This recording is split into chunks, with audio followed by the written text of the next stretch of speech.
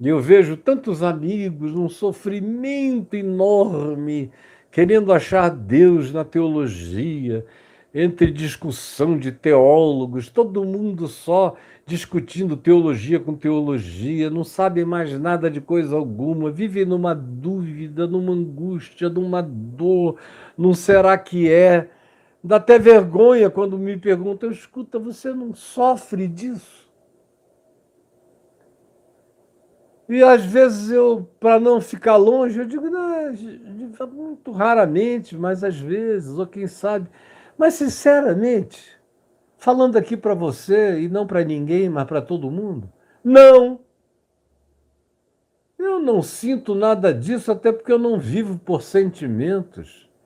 Eu aprendi há mais de 50 anos a viver pela fé, e a fé não tem nada a ver com sentimento, com circunstância, com o que esteja acontecendo, com ter mais ou ter menos, com o poder na hora ou não poder nada na hora. Eu aprendi, como Paulo disse, eu também digo, aprendi, aprendi a viver contente em toda e qualquer situação.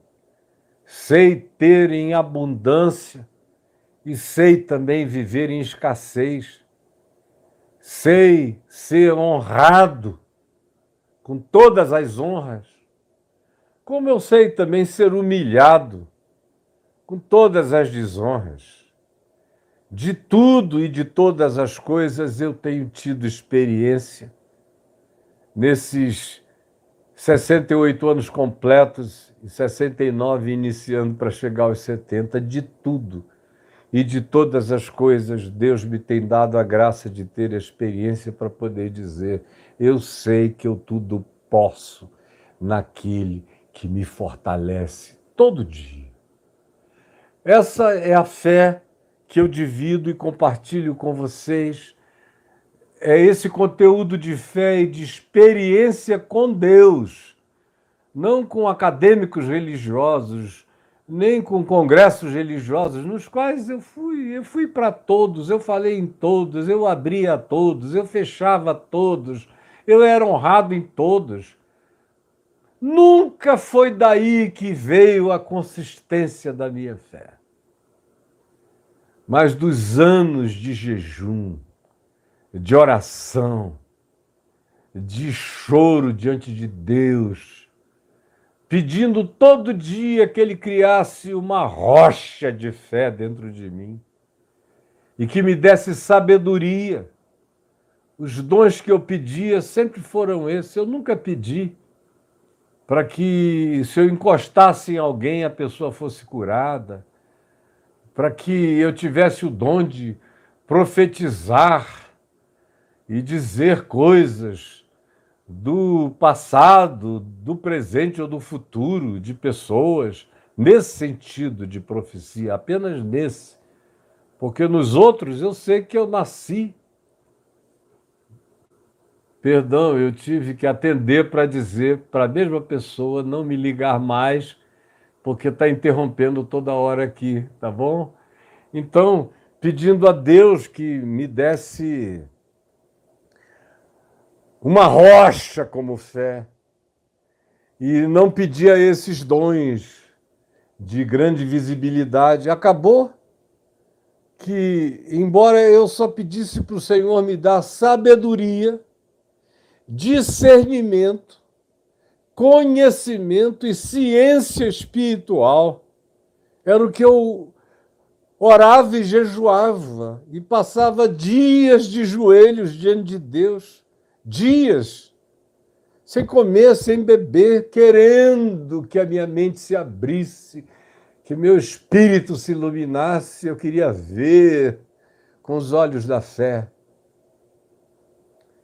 Mas, além disso, por graça sobejante, o Senhor me tem usado no curso desses 50 anos para ver tanta gente ser curada instantaneamente, não apenas pela imposição das mãos, às vezes meramente pela palavra. A pessoa dizendo: eu estou doente, e você olhar para ela com tanto amor e compaixão e dizer: eu quero, em nome de Jesus, que você fique boa. já agora. E você nem mesmo ficar para ver o resultado. Às vezes a pessoa te liga meia hora depois, olha, aconteceu um milagre, eu estou bonzinho. Tantas centenas, milhares. Mas o meu pedido era por sabedoria, discernimento, ciência e conhecimento espiritual. E eu dizia, Senhor, eu não quero ser enganado nem um dia da minha vida por nenhuma tolice, nenhuma besteira. E não quero perder tempo com bobagens.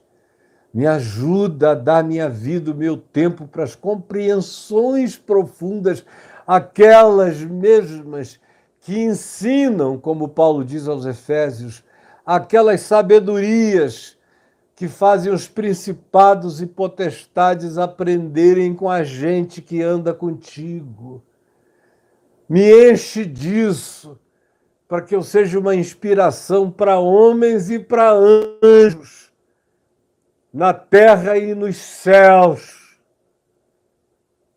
para que até quem discorde de mim não tenha como enfrentar a verdade que tu coloques de maneira concreta dentro do meu ser e do meu coração. Foi essa e é essa a minha escola. Ele é o meu mestre. É com ele que eu aprendo. Às vezes eu tenho confirmações das mesmas coisas com pessoas que andavam até relegadas a planos inferiores, como foi o caso do meu encontro com Soren Kierkegaard, que todo mundo dizia para eu não ler porque era um herege. Assim que eu me converti, quando eu li a primeira coisa, eu falei, meu irmão, onde é que você estava? Eu estou te procurando, querendo encontrar um irmão que cresce nas mesmas coisas que eu há tanto tempo, mas eu só tinha achado meu pai, agora eu sei que você também está aí. A mesma coisa com o Jacques Ellul. O Kierkegaard está aqui sumido no meio de um monte de livros. O Jacques Ellul, eu olhei, por acaso eu vi um dos 44 livros dele que eu tenho. São todos livros densos, como esse aqui, ó, Fé, Living Faith, ou esse outro aqui que eu acabei de ver também, A Ética da Liberdade, As Éticas da Liberdade, do meu querido amigo Jacques Ellul. E como ele e tantos outros, são 44 que eu consumi, li, reli mais de uma vez, encontrando harmonia de meu Deus, esse cara entendeu. E dá testemunho de que eu entendi também. Agora, é uma vida profundamente solitária. Muito, muito, muito solitária. Outro dia eu estava conversando com um amigo, José Sarto, que é o prefeito de Fortaleza, que vem aqui, às vezes toda semana, às vezes de 15 em 15 dias, e a gente conversa horas sobre o Evangelho.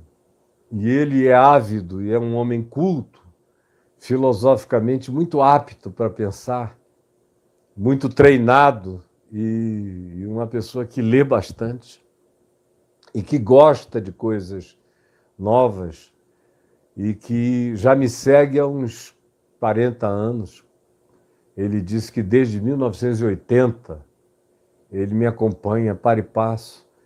E ele vem aqui, a gente conversa. Quando foi a penúltima vez, ele puxou um assunto e eu saí discorrendo. E eu vi que eu falei umas 2 horas e meia, e ele bebendo aquilo como quem estava num deserto tomando água fresca da melhor fonte mineral da terra. E ele bebendo, quando ele acabou, ele estava emocionado e me disse, escuta, com quem você conversa? Porque eu não conheço ninguém com quem você pudesse conversar. Nem aqui, nem nesses podcasts que você vai, nem... Eu conheço tanto teólogo, tanto pensador, não conheço. Eu falei, graças a Deus, eu converso com a minha mulher.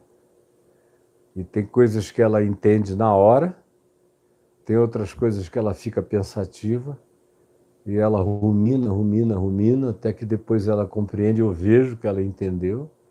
E eu vejo que ela entendeu não porque ela vem e diz, olha, aquilo ali eu entendi, eu vejo pelas reações, pelas respostas, pelas corroborações, por várias formas, e converso com os meus filhos, sobretudo com o mais velho deles, o Ciro, que tem uma cabeça muito parecida com a minha, e a gente conversa muito, ele tem uma cultura enorme.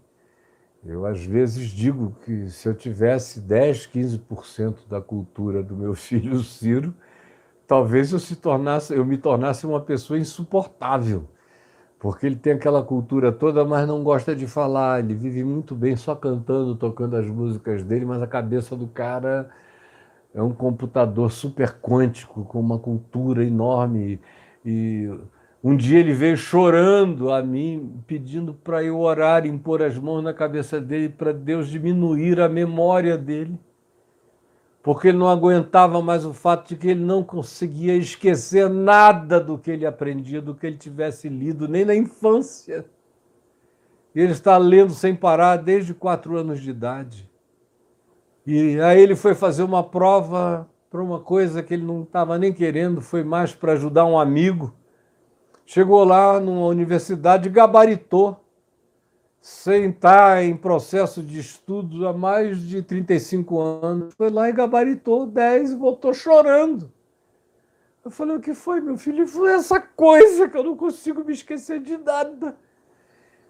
E era uma prova para um curso superior de teologia. Ele falou, pai, teologia é bobagem, você foi quem me ensinou, né? Eu estou interessado em coisas muito mais profundas. Quem tem o evangelho e sabe pensar tem tudo que se precisa ter, eu digo a verdade. Semana passada eu estava fazendo uma pesquisa, sem muito tempo para pesquisar, aí eu dei uma tarefa para ele. Falei, olha, abre aí a tua Bíblia em hebraico, pesquisa nos textos originais as palavras tais como designação para Deus e para seres celestiais em todos os lugares que você encontrar no Velho Testamento, explícita e implicitamente. Aí ele me mandou aqui uma lista, meu Deus, que eu teria levado o dia inteiro para juntar, mas ele estava lá, tá. Aí vai em crônicas, tal, a palavra que aparece é a palavra X, designa os deuses dos povos, não os ídolos, mas os deuses reais, os principais e potestades do Velho Testamento. Aí vai, tal. É um absurdo. Se você fizer a mesma pergunta sobre qualquer natureza de conhecimento, ele vai discorrer até não poder mais. Quando ele viaja comigo para o Oriente Médio, ou para a Ásia Menor, para a Turquia atual, ou países parecidos, e Grécia, chega a dar vergonha dos guias formados com mestrado e doutorado em História.